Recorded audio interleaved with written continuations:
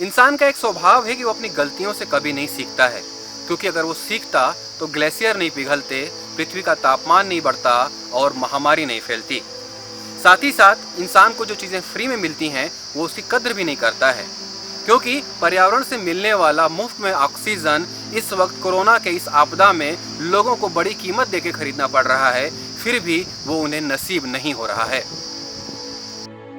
एक वैश्विक रिपोर्ट के अनुसार पिछले 100 वर्षों में सूर्य का तापमान 0.6 डिग्री सेल्सियस बढ़ गया है। समुद्र स्तर 6 इंच बढ़ गया है।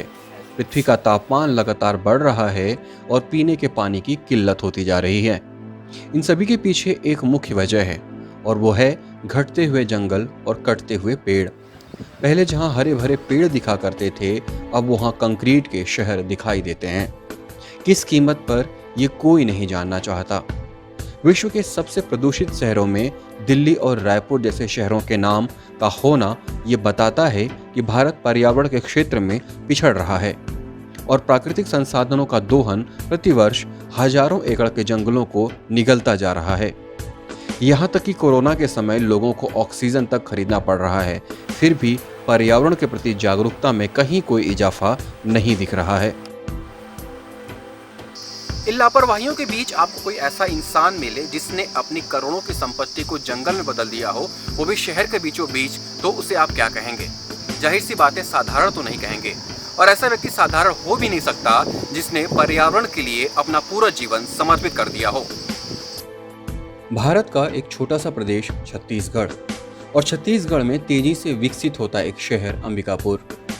इसी अंबिकापुर में जन्मे, पले और बढ़े ओपी अग्रवाल आज उम्र की ढलान पर हैं, लेकिन इनके अंदर की फुर्ती किसी भी जवान के छक्के छुड़ा सकती है। बात 1980 के दशक की है, आज से लगभग 41 साल पहले।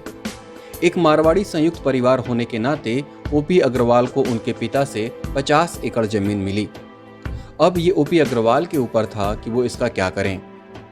आज से 41 साल पहले इन्होंने आने वाले भविष्य की कल्पना कर ली थी और जमीन को कमर्शियल या फिर बिजनेस पर्पस में यूज करने की बजाय ओपी अग्रवाल ने इसे जंगल में बदलने का दृढ़ निश्चय किया। तो उस समय जब 1980 के आसपास किसके दिमाग में आएगा कि वो वन लगाए?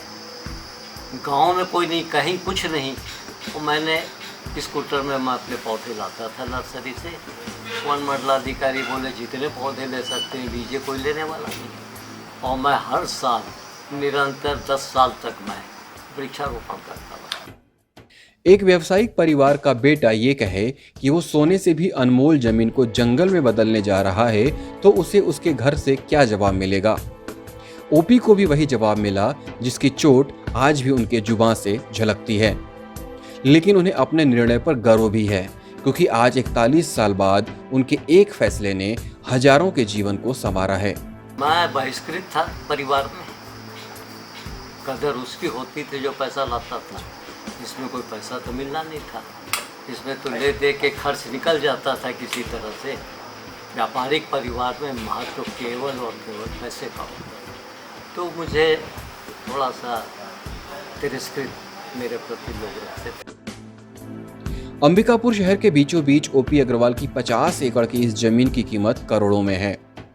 शुरुआती दिनों में ओपी अग्रवाल ने आर्थिक तंगी झेली, प्रॉपर्टी को किराए पर देकर किसी तरह से गुजारा किया, लेकिन पौधे लगाने और जंगल को बसाने का अपना इरादा कभी नहीं छोड़ा और इसी जिद ने विश्व का पहला शहरी जंगल स्थापित कर दिया। ये शहरी जंगल भारत के बड़े राजनेताओं के लिए आश्चर्य का मुद्दा है, तो वहीं बायोडायवर्सिटी के अध्ययन के लिए अमेरिका, जापान, ब्रिटेन, फ्रांस समेत अनेक देशों के रिप्रेजेंटेटिव्स लगातार यहाँ आते रहते हैं। इतना ही नहीं, विश्व के इस पहले शहरी जंगल में विश्व प्रसिद्ध फिल्म अर्थ मैटर्स की शूटिंग भी हो चुकी है, जिसे 156 देशों के लोग देख चुके हैं।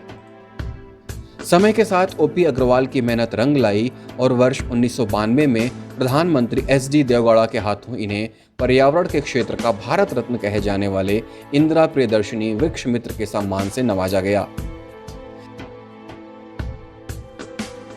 धीरे धीरे ओपी अग्रवाल को इस अद्भुत स्थापना के लिए विदेशों से भी न्योते आने लगे और अभी तक ओपी अग्रवाल 1 दर्जन से ज्यादा देशों में बायोडायवर्सिटी पर लेक्चर के साथ ही वॉइस ऑफ अमेरिका जैसे संस्थान को इंटरव्यू भी दे चुके हैं।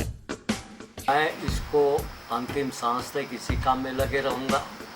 और जो व्यवस्था मैं देख रहा हूँ उस व्यवस्था में केवल ये निजी क्षेत्र के ही वन रह जाएंगे और ये विकल्प ये नहीं होगा तो जो थोड़े मोड़े जो हमारे परंपरागत वन है ये बचेंगे।